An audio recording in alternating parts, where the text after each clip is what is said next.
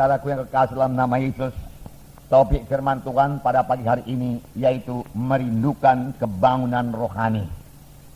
Supaya semua kita rindu akan kebangunan rohani, semua kita berdoa buat kebangunan rohani, supaya kebangunan rohani jadi dalam gereja kita, dan supaya kebangunan rohani, saudaraku, meliputi kota Medan ini, saudaraku.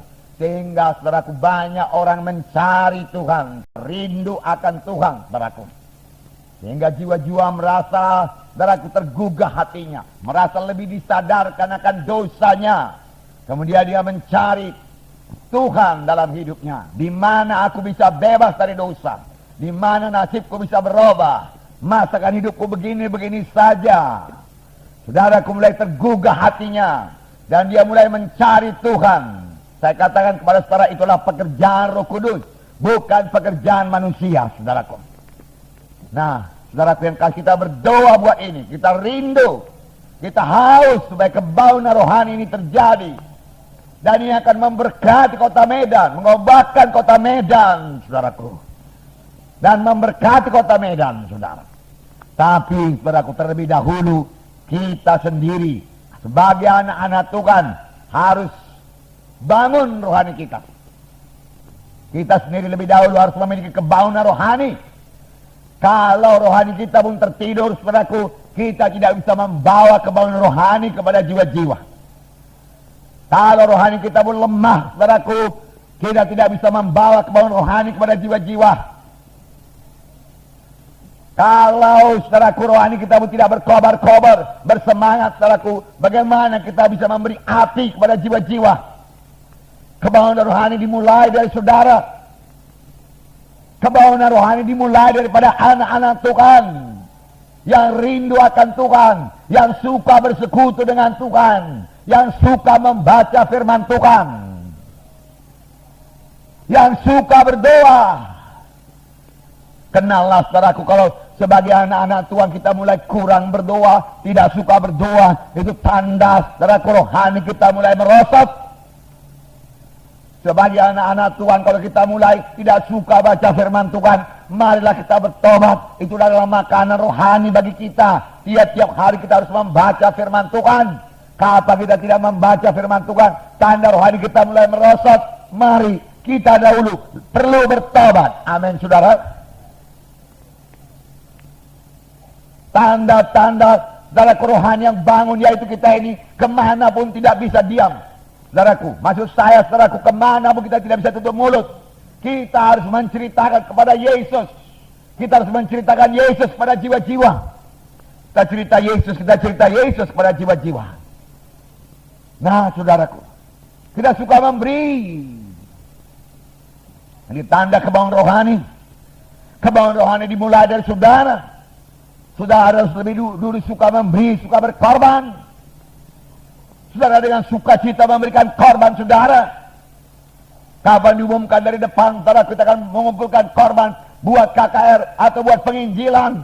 Oh, saudaraku, dengan mudah, saudaraku, dengan sukacita, saudaraku, saudara memberikan satu korban yang indah, yang mahal, berharga di hadapan Tuhan, saudaraku. Saudara berkorban memberinya, bukan, saudaraku, begitu banyak timbang-timbang, saudaraku, begitu banyak, saudaraku, tawar-menawar dengan Tuhan, saudaraku. Saudara perlu bangun rohani, saudara, kalau demikian, saudaraku. Tidak ada yang terlalu mahal buat Tuhan, saudaraku. Saudaraku, kita ikut dalam perintah agung. Kita ikut dalam pekabaran Injil, saudaraku. Satu kesempatan kepada kita untuk berkorban kalau ada pekabaran Injil. Beri, saudaraku, beri supaya kepada orang beri. Ini tanda-tanda rohani yang sehat, rohani yang bangun, yang bisa membawa kebangunan rohani bagi orang lain, saudaraku. Apalagi tanda yang saudara berkata, tanda rohani yang sehat, saudaraku. Dia suka bersaksi, dia suka menginjil, saudaraku. Dia suka berkorban. Dan satu lagi, saudaraku, dia terbeban kepada jiwa-jiwa karena mengasihi jiwa-jiwa. Dia tahu kemana perginya jiwa-jiwa yang belum memiliki Yesus sebagai Tuhan dan Juru Selamatnya. Banyak sekali, saudaraku, orang Kristen di kota Medan ini, saudaraku, belum pernah punya persekutuan pribadi dengan Yesus. Dia tidak pernah tahu pasti akan keselamatan jiwanya. Dia tidak tahu apakah dosanya sudah diampuni atau tidak. Padahal Yesus datang ke dunia ini telah untuk mengampuni dosa kita. Dan firman Tuhan berkata supaya kamu tahu. Semua ini kutuliskan kepadamu supaya kamu tahu bahwa kamu yang percaya kepada Yesus Kristus anak Allah beroleh hidup yang kekal. Saudara, kita harus mengetahui dengan pasti kemana kita pergi setelah kita meninggalkan dunia ini. Surga atau neraka. Tidak ada tempat yang ketiga, saudaraku. Tidak ada di tengah-tengahnya, tidak ada. Dan tidak bisa pindah dari neraka ke surga setelah didoakan. Tidak ada, saudaraku. Itu ditentukan pada waktu kita masih di dunia ini. Kita lah yang menentukannya, saudaraku. Keselamatan sudah disediakan Tuhan bagi kita. Tuhan itu Tuhan yang baik, saudaraku. Oh, puji Tuhan. Tuhan itu Tuhan yang baik, saya katakan pada saudara. Dia baik pada saudara. Dia menyediakan yang baik pada saudara. Tetapi saudaraku, ada musuh kita yaitu setan, saudaraku. Setan itu jahat semata-mata. Firman Tuhan berkata, aku datang. Tuhan Yesus berkata, aku datang supaya domba itu beroleh hidup. Bahkan beroleh dengan segala kelimpahan. Tuhan mengendaki hidup kita ini berkelimpahan. Berkelimpahan dengan damai. Berkelimpahan dengan sukacita. Berkelimpahan dengan kesehatan. Berkelimpahan dengan berkat-berkat yang kita butuhkan dalam dunia ini. Sebab dia Tuhan yang baik. Saudaraku, kalau saudara belum memilikinya, miliki iman lebih dahulu. Jangan salahkan Tuhan karena kekurangan saudara. Jangan salahkan Tuhan karena penyakit saudara. Itu bukan daripada Tuhan, saudaraku. Itu daripada musuh kita. Karena Yohanes 10 ayat 10 itu lanjutannya. Tetapi pencuri datang. Tetapi setan iblis datang. Hanya untuk mencuri, membunuh, membinasakan. Betapa kontras ini, saudaraku. Pekerjaan Tuhan dan pekerjaan setan, saudaraku. Dari mulanya setan ini musuh manusia. Dia tidak suka manusianya keberkatan. Dia tidak suka manusia sehat. Dia tidak suka manusia selamat. Karena setiap anak Tuhan yang selamat, yang lahir baru, saudaraku, akan merupakan ancaman terhadap setan, saudara. Saudara berkata, dari mana saya tahu Tuhan itu baik? Saudaraku, pohon bisa dikenal daripada buahnya. Lihatlah apa yang diciptakan Tuhan. Pada hari pertama Tuhan menciptakan terang, jadilah terang.